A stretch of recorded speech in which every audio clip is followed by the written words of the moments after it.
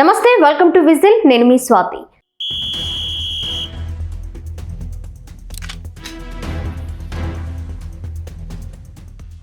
Asia cup ఫైనల్లో ఆదివారం పాకిస్తాన్తో తలపడ్డ భారత్ దాయాదిపై 5 వికెట్ల తేడాతో విజయం సాధించింది.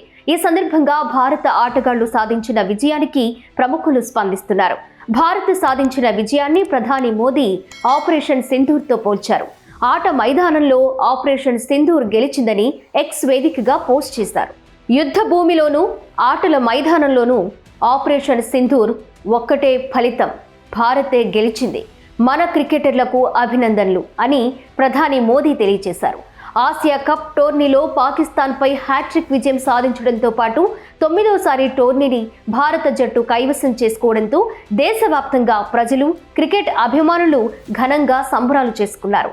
మరోవైపు దుబాయ్లో సంబరాలు అంబరాన్నంటాయి. వందే మాతరం, భారత్ మాతాకి జై అనే నినాదంతో ప్రాంగణం మార్మోగింది. తొలుత సింధూర్ పెట్టామని, ఇప్పుడు తిలకం పెట్టామంటూ తిలక్ వర్మను ప్రశంసించారు. భారత సరిహద్దుల్లో ఎల్ఓసి వద్ద సైనికులు క్రికెట్ అభిమానులతో కలిసి నృత్యాలు చేశారు. బిగ్ స్క్రీన్ల వద్ద వేడుక చేసుకున్నారు. భారత్ విజయంతో దేశవ్యాప్తంగా సంబరాలు. అర్ధరాత్రి జమ్మూ కాశ్మీర్ వీధులు జనసంద్రంగా మారాయి. త్రివర్ణ పతాకాలతో ఫ్యాన్స్ విక్టరీ ర్యాలీలు చేపట్టారు. బాణాసంచా కాల్చి పండుగ జరుపుకున్నారు. ఇక పశ్చిమ బెంగాల్లోని సిలిగుడి వీధులు ఫ్యాన్స్ డప్పు చప్పుళ్ళు, కేరింతలతో మార్మోగాయి. భారీ జాతీయ జెండాను ప్రదర్శిస్తూ ప్రజలు సంబరాలు చేసుకున్నారు. ఉత్తరప్రదేశ్లోని అయోధ్య, కాన్పూర్లలో ఫ్యాన్స్తో కలిసి వేడుకలు నిర్వహించుకున్న స్వామీజీలు ప్రతిసారి మనం పాకిస్తాన్ను ఇలాగే ఓడిస్తామంటూ నినదించారు. లడ్డూలను హనుమంతునికి నైవేద్యంగా సమర్పించి అనంతరం వాటిని స్థానికులకు పంచిపెట్టారు.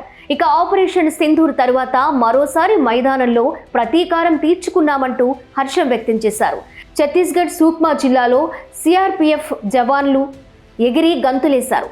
ముంబై, బెంగళూరు నగరాల్లో చిన్న పెద్ద తేడా లేకుండా జెర్సీలు ధరించి వీధుల్లోకి వచ్చిన అభిమానులు బాణాసంచా కాల్చి సంబరాలు చేసుకున్నారు.